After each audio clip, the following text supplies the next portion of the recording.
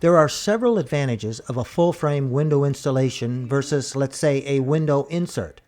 The major advantage is if a hidden structural problem is revealed, such as water damage or insects such as carpenter ants, our crews have the experience and resources of Northville Lumber to go ahead and fix the problem for a minimal cost without disrupting the installation schedule. See how far down it's all rotted from water damage.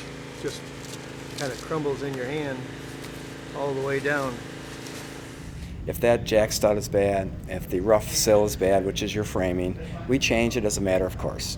We do not go back to the homeowner and say, we've got this issue, this is going to be another $300. We just do it. Now, we have the ability, if we take it out and the rough framing is bad, it's rotted, and we have to pull drywall and reframe, we have the ability to do it. We don't have to go somewhere else to have it done.